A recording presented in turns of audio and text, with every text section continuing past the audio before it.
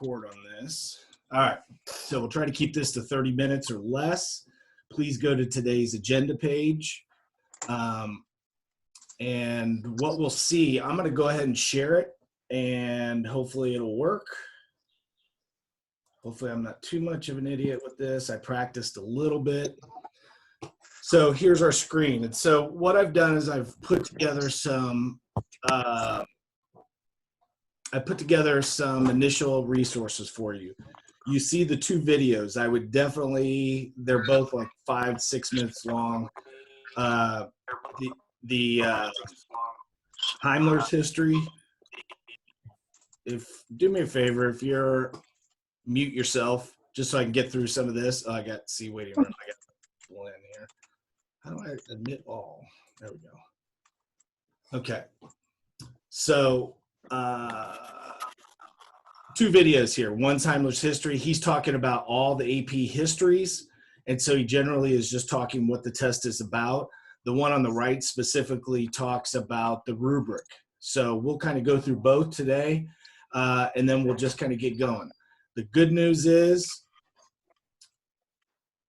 we've been practicing this, for really the last 3 months. So, and we've been actually practicing it at the, really what we're going to be doing for the test. So as you can see, here's some of the basics. And you might put this on your calendar, but somebody needs to put themselves on mute. Come on now, mute all.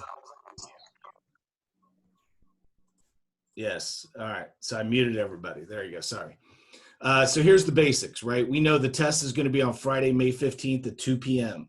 And what they're going to do is they're going to open up at 2 p.m. They will give you a question. As you can see, AP Lang is on Wednesday, May 20th at 2. So you're going to have 45 minutes. It is open book, open note. You can use anything you want, but here's the issue. You only have 45 minutes. You got to be able to use 5 documents.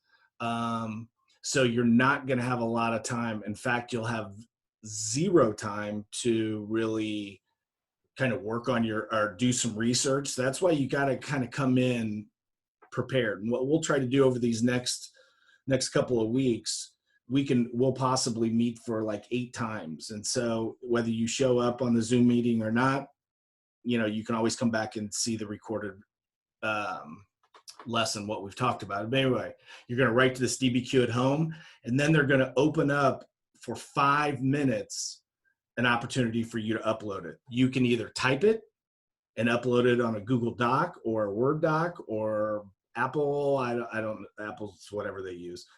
Or you can write it out on paper, take a picture, and upload it.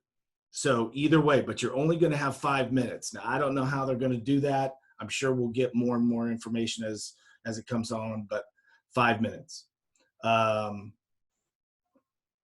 So not a lot. I'm going to click to this more details. So if you click on that, but you can really look at it yourself. This just goes a little bit more in depth.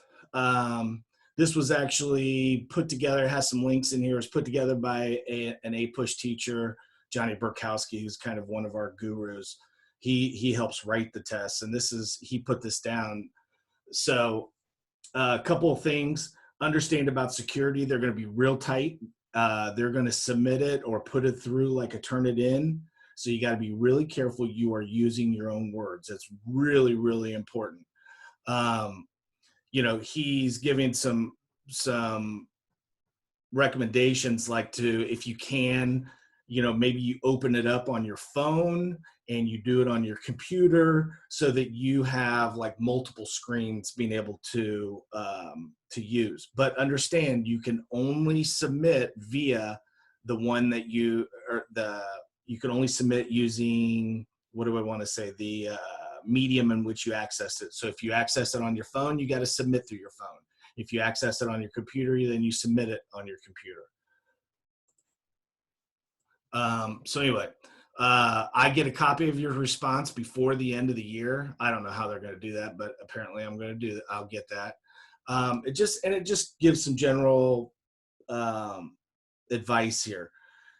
we only have to worry about periods 3 through 7. So that's kind of nice. That gives us 5 periods that we got to kind of pay attention to. And basically that is 1754 to 1945. That's pretty extensive. But I think we can begin to look at some big general themes. They're going to probably ask questions that encompass kind of big ideas that may cover multiple periods. So topics like immigration, migration, civil rights, things like that, we can probably expect that that's what the type of question is going to be. So anyway, that's just a little bit of a breakdown of what the test is going to look like. I'm going to go back here to, whoops, wrong one. I'll go back here to the page. So 5 documents, not too bad. We're going to be able to kind of run through it real quick. What I'm doing is I'm going down here now to the modified DBQ rubric. And so if you click on the 2020 rubric checklist, I have 2 things here. So the first one, so you can see the rubrics kind of change just a little bit. It's trying to incorporate more information, or more skills is what I should say. You know, the information you'll have a pretty good grasp on. It's being able to cover the necessary skills. The nice thing is you can have one of these up on one of your screens, so as you're writing, you're making sure that you're covering the big ideas. Now, as you can see, you're going to need a thesis, 1 point for thesis, 1 point for contextualization. There's 2 points you guys can very easily get. When we look at evidence, now what they've done is they've expanded the rubric a little bit. So they're going to give you 1 point if you use 2 documents of the 5. They will give, evidence uses the content of at least 2 documents to address the topic. Yeah, so you got to at least use 2 documents. Then you get an additional point if you use 4 documents. And then that supports means that's where you're going to kind of, actually, I may have to look at that again. I thought I understood that, but the first one is content of at least 2 documents to address the topic. So you got to use at least 2. You get 2 points if you use them to support one of your claims, and then you get another point if you use it for 4 documents. So again, what you want to try to do is use all the documents, and as you use them, then you are going to incorporate them in, and like I said, we'll practice that. As we move on, evidence beyond the docs, these are just your outside pieces of evidence. Again, they do not have to be a document. It's what else needs to be added to your essay that was not included in those 5 docs. So you get 1 point if you use one, you get an additional point if you use another. Okay, so if you use 2 evidence beyond the doc, you can get 2 points. Right there, you would have already 5 to 6 points. And then analysis and reasoning, this is where we begin to do our HIP analysis. So for at least 1 doc, explain how or why the document's point of view, that's a HIP. So if you do 1 HIP analysis and only 1 part of 1 HIP analysis, you can get 1 point. For 2 documents, you can get another point. And then this demonstrates a complex understanding. This is what's called like the unicorn point. This is one that only like 1% of the kids get. And this is where they take their essay to a whole different, what do we want to say, level of writing. So unless you're really going for a 10 out of 10, really, if you can get 6 to 7 points, you're going to be way above. Now, we don't know what that's going to mean across all the board. We don't know how they're going to norm the scores, how they're going to make them fairly consistent over. We don't know that. But you can do thesis, you can do context, you can use your docs, you can come up with a couple of additional pieces of support. You could do really, really well. Okay, so this is just kind of an additional way to think about it. So I gave you 2 different ways. One's as a rubric, one has a little bit more explanation. The one I like, or the reason why I included the second one here, the rubrics explained, is because this author, and again, I think this is from another teacher in our APUSH. I know it is from another teacher in our APUSH, but she explained it really well. Like, the bold is like your minimum bar to clear. That's the minimum thing you need to be able to do. The italics, that's a pretty easy point. The tough stuff is going to be complexity and trying to incorporate 4 docs into an argument. I don't think that's as tough. Okay, but you can kind of go through and you can read this. I don't need to waste your time on this anymore. So again, the nice thing is we have kind of a modified DBQ. We've been working on DBQs. It's making an argument. That's what I'm really looking for you guys to step up and be better with. All right, let me go back to my screen here. Okay, this next one here is writing DBQ notes. So I pulled this off, and this was done by Johnny Burkowski as well. So if you're unsure as to, what you're looking at, if you're unsure as to how you even begin to organize, this really lays it out well. What you do in paragraph 1, you include your historical context and you include your thesis statement. Paragraphs 2 through 4, here's where you're going to make your argument. Paragraph 5, that's where you're going to write your conclusion, where you're going to restate your prompt and throw a little extra context in there. So really your first paragraph and your last paragraph, you can earn 2 points very easily. And then it's paragraphs 2 through 4 that are going to actually allow you to earn more points. Okay, so just take a look at that and begin the process of looking through that. I want to go one more page here and then I will, God bless it. There we go. Dang it. Who's the idiot? Okay, so I'm going back here. And then the last thing I want to do is show you this DBQ planning sheet. This is what I'm going to kind of suggest you have in paper right in front of you as you begin to look through your DBQ. This will give you a really nice way to begin to organize it. I know we've kind of used a different version. This is just modified to fit the 5 documents, but essentially what you're going to do is, so your rubric reminders are over here on the right. As you look through these documents, you'll take notes on the docs that you see. So this is where you can do like a HIP analysis. Remember, you only have to do one part of the HIP analysis. So you can only do, or you only have to do context. You only have to do intended audience, one of the 4. That's it. Anyway, so as I look at this, this is going to be my note sheet. Whether you have this on a screen or you just make one on paper in front of you, this is what I would suggest, and this is what we're going to be using to practice with. Pretty straightforward at this point. Now, so those are kind of your resources that you're going to be using. So with that in mind, I know we only have about 15 minutes left. Let me admit everybody here. 15 minutes left. I'm not going to have a ton of time to do a period 3 review, but what I would like to do is at least point out, maybe what I'll do is I'll come back and make a separate short video, but I really don't think that's necessary because you have kind of the Heimler histories down below here. You have one from Gilder Lehrman. I provided other reviews. So I don't necessarily think you need to review per se, but it would be good for you to kind of remind yourself what period 3 is about. Period 3 is 1754 up to 1800. And so with that in mind, I need to remember what is it about the United States during this time period or pre-United States that is going to be most important. Now, what I've done is I've given you a DBQ practice assignment here at the bottom. If you click on it and open it up, what I've done here is I've given you a period 3 colonial development comparison DBQ. So if you click on that, and I know I'm going a couple different places and I'll kind of walk through this again. Here is the prompt. Evaluate the extent of differences in the development and characteristics of English colonial regions in North America during the period of 1600 to 1770.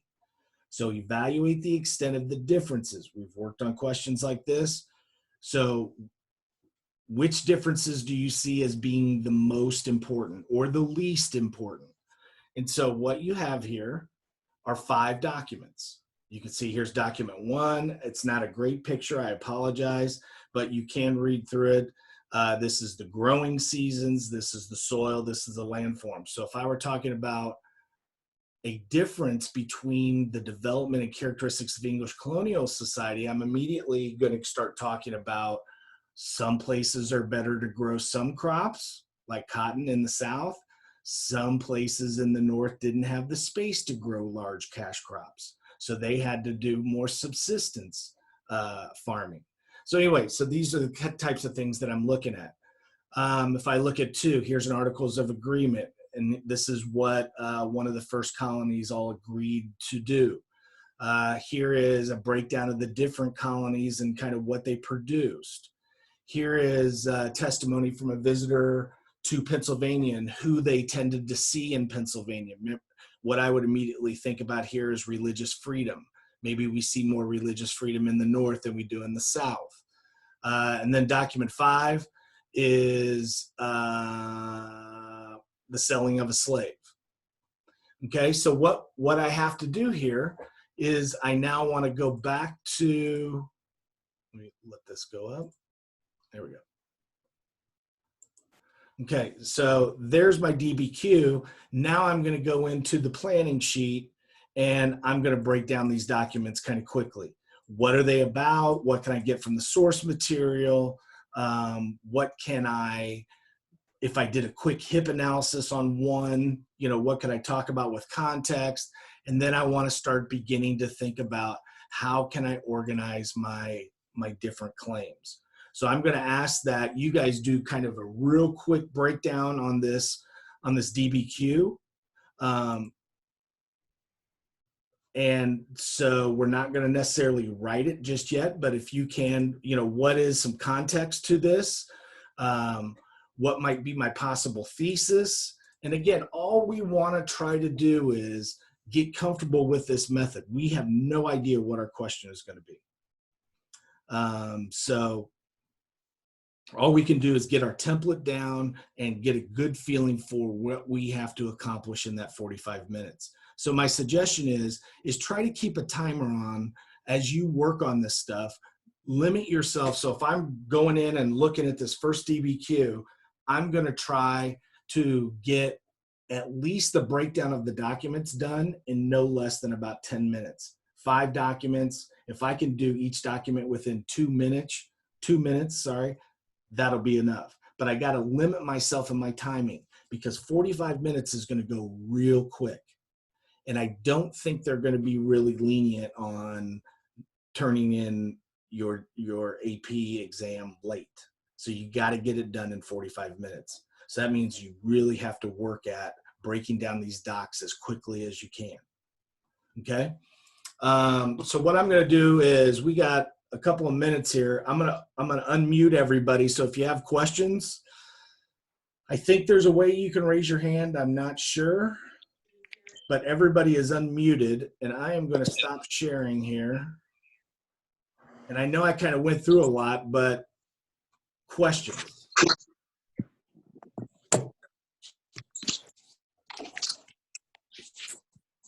Nah. Okay, so I got one. Please go ahead. What if we didn't pay for our test? What if you didn't pay for your test? What I would do is I'd reach out to Dina Fogel via regular email or like school email and ask her that question. I don't know that. If you are not, what I will say is the final that we're going to essentially take on, I got to go back to my date. What is it? May 15th. That final will be our final for either those who are going to submit it or those who are going to take the final. So everybody's going to be required to at least take this, whether you submit it or not. Okay. That's a good question. Other questions?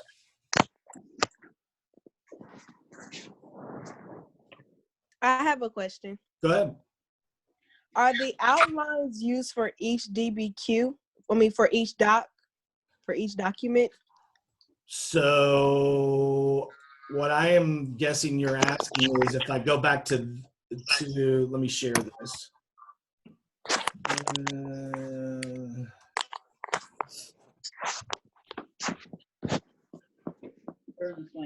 So you're talking, I need to go back to this one. You're talking about the outline here? Yes. Okay, so what I would do is I'd quickly break down the documents on the left-hand side, do at least one HIP for each of the documents. And then on the right-hand side, what you're gonna do is, this is where you'd wanna kind of write a full sentence. So when you write in context. So if we were to talk about some context, just in general to this question, and let's go back and look at this question, see if I have it up. Okay, so here's the question. Evaluate the extent of the differences in development and characteristics. Right, so when I go back in now and I'm starting to look at context, what is the context for these English colonial, or I'm sorry, these English colonies? What's the context? Well, one, they're basically run like their own independent country. So we really have like 13 independent countries trying to slowly kind of come together. Now, what makes them so different is the fact that they geographically are located in different areas. So therefore they have access to, you know, different resources, different soils, different climates, things like that. So I'm adding in the context there. Let me go back here. Come on. So that's what I'm going to do there. I'm going to try to write a thesis. And then, so my first claim would be paragraph 1. My second claim would be paragraph 2. I'm sorry, this is paragraph 2. So I'm sorry, my first claim is paragraph 2. My second claim is paragraph 3. If you want to have a third claim, that's fine. But with 5 documents, I think you can easily get that done in just two paragraphs. And then that last paragraph, of course, would be where you restate and provide a little bit more context. Did that answer your question? Yes, that answered it. Thank you. It was kind of long-winded. I apologize. It's kind of weird sitting here at a computer and trying to talk to people and not get any cues that you guys understand what I'm saying. Other questions?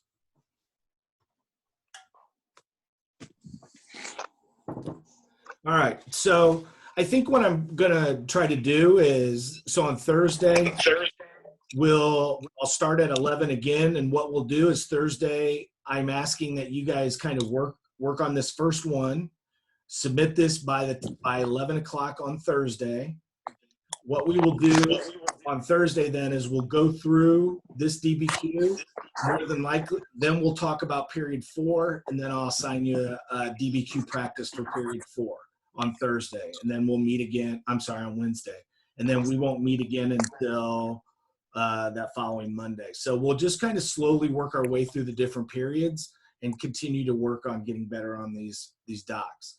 I'll probably throw out a couple of real quick HIP analysis too, because that's just a skill that we can continue to keep helping ourselves remember what's in each period. So, you know, I'm trying to figure this out as quickly as you guys are trying to figure it out. I personally, well, I probably shouldn't tell you what I personally think, but I think if you take care and get done what you need to get done, you'll get the grade that you think you deserve. I can't say that any more clearly. So work hard, get your stuff turned in, and you'll have yourself covered. Okay.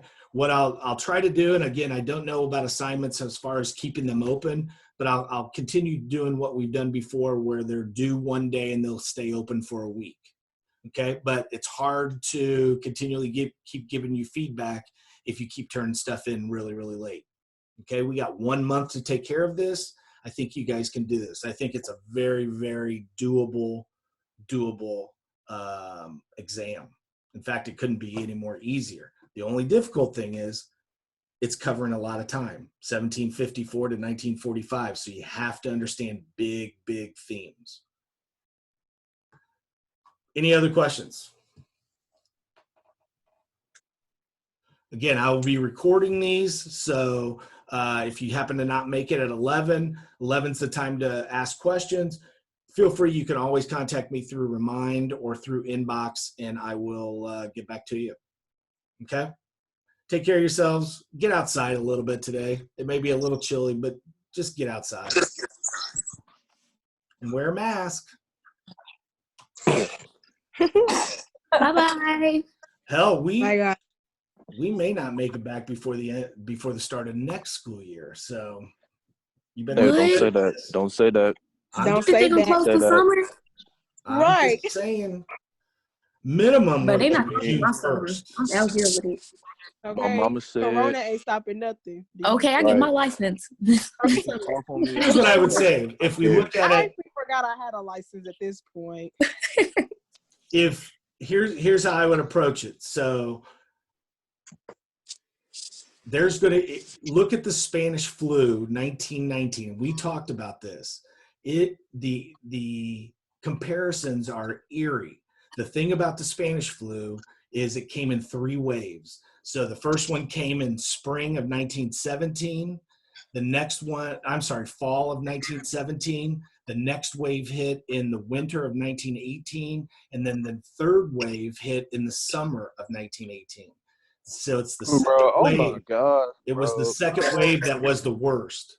So if they can eliminate, as I understand it, if they can eliminate and through keeping us isolated, and the second wave won't be as bad. But in the Spanish flu, it was the second wave that hurt or killed most people.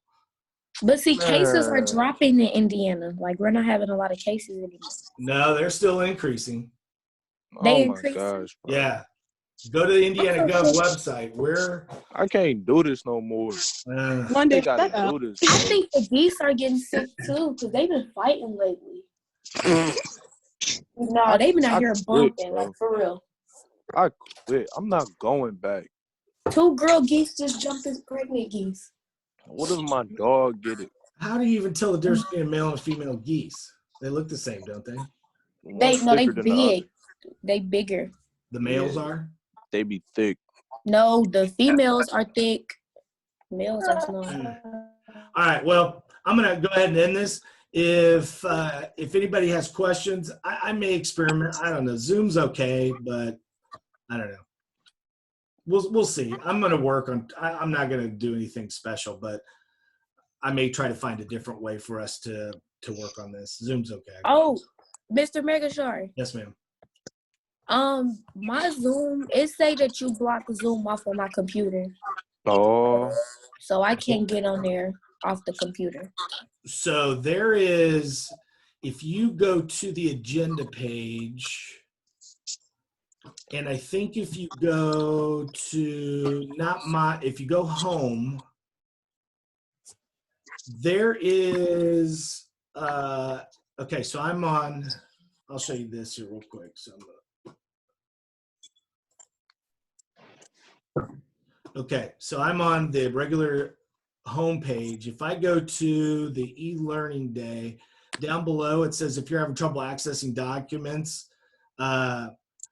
what I would do is you might want to try to reset your computer, clear it out, or if you still have issues with that, then let me know and I'll try to contact tech and see.